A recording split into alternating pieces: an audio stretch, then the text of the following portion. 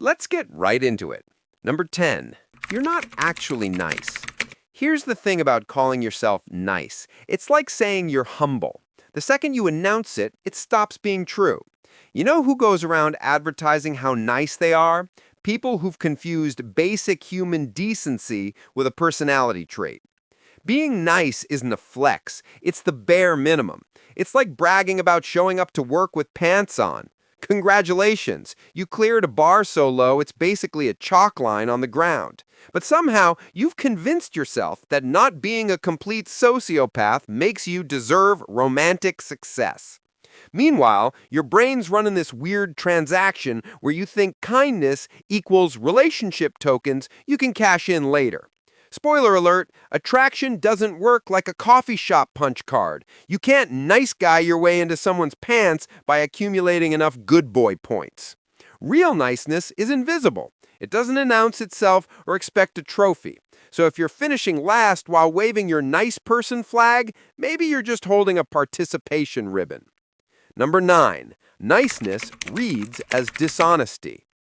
Picture this. Someone agrees with everything you say, laughs at all your jokes, and has zero opinions that might create friction. Sounds great, right? Wrong. Your subconscious is screaming, fraud alert, louder than a credit card company at 3 a.m. Humans are stupidly good at detecting inauthenticity. We've spent millennia evolving bullshit detectors because fake allies used to get eaten by tigers or stabbed by your neighbor Gary. When someone's too agreeable, too accommodating, too perfect, your brain doesn't think, wow, what a catch. It thinks this person is either hiding something or has the personality of room temperature oatmeal. Basically, you're so busy performing niceness that you forgot to be a real person. And real people occasionally disagree, have boundaries, and don't treat every conversation like a hostage negotiation where everyone must leave happy. Number 8, the predictability death spiral. Your brain is a dopamine-seeking missile, and routine is its kryptonite. Every time something unexpected happens, your neural reward system throws a little party. But when you're relentlessly nice and predictable, that party gets canceled and your brain starts scrolling its phone out of boredom. Here's what happens in dating. You always text back immediately, always say yes, always go along with plans, never surprise anyone.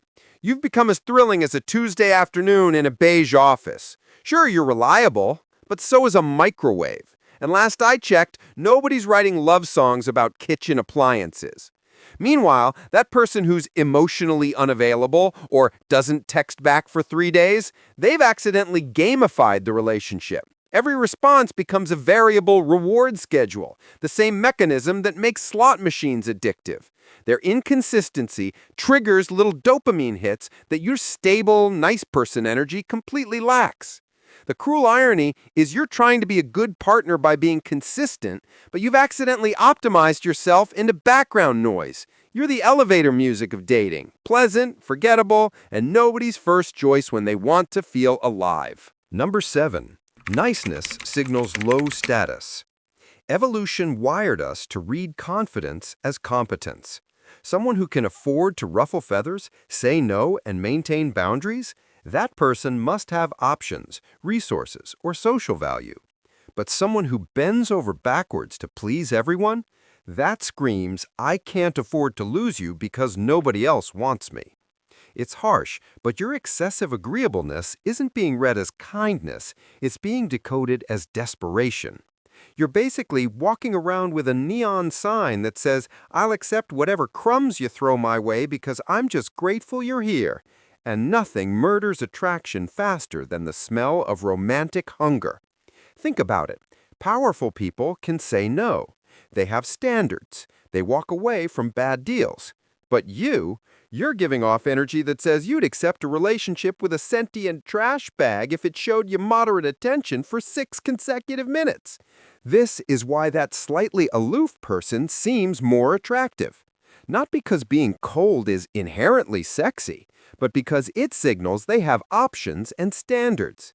Meanwhile, your niceness is accidentally broadcasting that you're running a clearance sale on your dignity and everything must go. Number 6, you're conflict avoidant, not kind. Let's be real. You're not avoiding arguments because you're some enlightened Zen master. You're avoiding them because confrontation makes your stomach feel like it's auditioning for a horror movie. Every time potential conflict appears, you fold faster than a lawn chair in a hurricane. This isn't niceness. It's emotional cowardice wearing a smile, and people can smell the difference.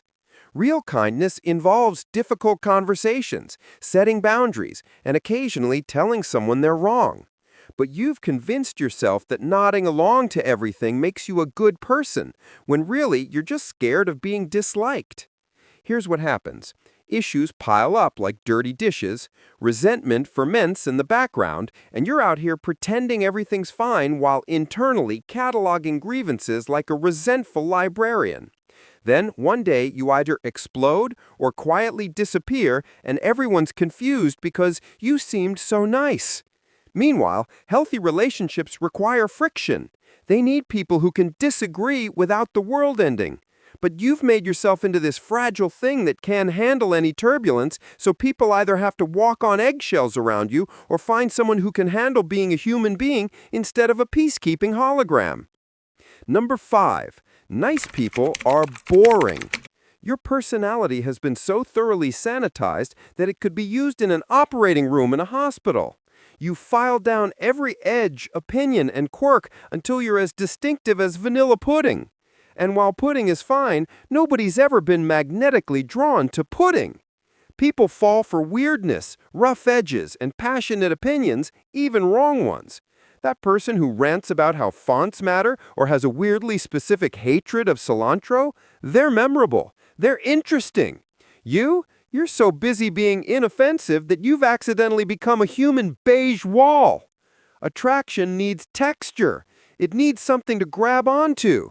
But you've made yourself so smooth and agreeable that there's nothing there. No friction, no spark, no, wait, that's an interesting way to see things, just endless nodding and whatever you want energy that makes people want to take a nap. The tragic part is you probably have opinions and interests buried under all that people-pleasing. But you've trained yourself to hide anything that might be polarizing, and now you're confused why nobody's polarized toward you. Turns out, being nobody's least favorite also means being nobody's favorite. Number 4, you're covertly manipulative. Oh, this one stings, doesn't it? Because you think you're just being nice, but there's a whole transaction happening under the hood. Every favor, every I don't mind, every accommodating gesture comes with an invisible invoice attached. You're running a karma credit system in your head, and you're furious when the universe doesn't pay out. Psychologists call this covert contracts, unspoken agreements where you do nice things expecting specific returns. You think you're being selfless, but really you're building a resentment factory. I drove you to the airport, so you should sleep with me. I listened to your problems, so you owe me romance. The person on the receiving end didn't sign any contract, but you're over here treating them like they're in breach. This is why nice guys become bitter and nice girls become passive-aggressive. You've been keeping score in a game the other person didn't know they were playing. And when your secret expectations aren't met, you reveal that all that niceness was just a sales tactic with a delayed payout. Real generosity expects nothing back. But your niceness is a loan shark operation dressed in a friendship bracelet. And people can sense when kindness comes with strings attached. It feels creepy and transactional, which is the opposite of attractive. Number 3, you have no standards. Someone who accepts anything isn't being open-minded. They're being a doormat with a welcome sign. You've been so focused on being accepted that you forgot to do any accepting of your own. You're not choosing people. You're just grateful someone's choosing you. Having standards isn't shallow. It's self-respect wearing its work clothes. It says, I know what I want, and I'm worth waiting for the right fit. But you're out here acting like a clearance bin at a thrift store. Take me. I'm available. No standards, no prerequisites. Just please validate my existence. And that creates a weird paradox. People want to be with someone who's selective because it makes them feel special when they're chosen. But if you date anyone with a pulse and moderate hygiene, what's special about being picked by you? It's like winning a lottery where everyone gets a ticket and the prize is room temperature tap water. Plus, lack of standards signals lack of self-knowledge. You don't know what you want because you're too busy contorting yourself into whatever shape you think someone else wants. And that's not attractive, it's just sad, like watching someone Photoshop themselves out of their own life. Number 2, nice people are invisible. Your conflict avoidance and people-pleasing has created an interesting side effect. You've become scenery. You're so focused on not making waves that you forgot waves are how people notice you exist. You've optimized for not offending anyone, which means you're not affecting anyone either. Think about who people remember from their dating history. It's the person who challenged them, argued about stupid stuff, had that weird hobby, or made them feel something intense, even if it was occasionally frustrating. But you're the relationship equivalent of elevator music, pleasant in the moment, forgotten immediately after. Your brain is constantly editing yourself in real time, removing anything too loud, too weird, too much. But too much is what creates memory. People don't remember the person who always agreed and never pushed back. They remember the person who made them think, laugh, or even argue about whether hot dogs or sandwiches at 2 a.m.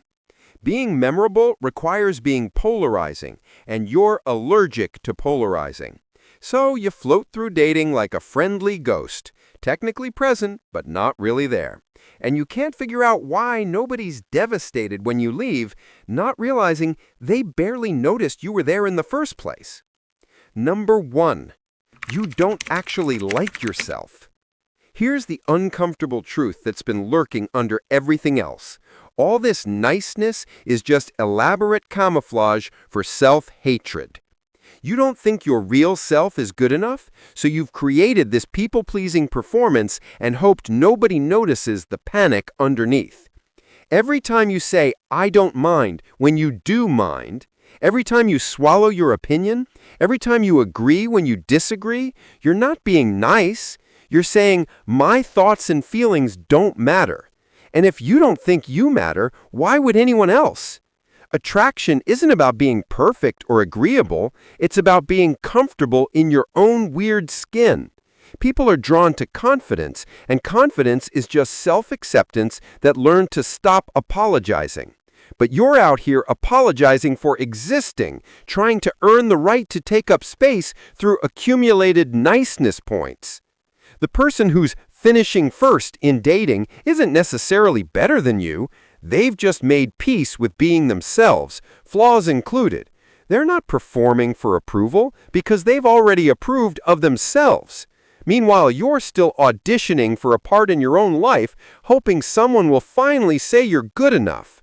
And that's the secret nobody tells you. You can't attract someone while you're busy hiding.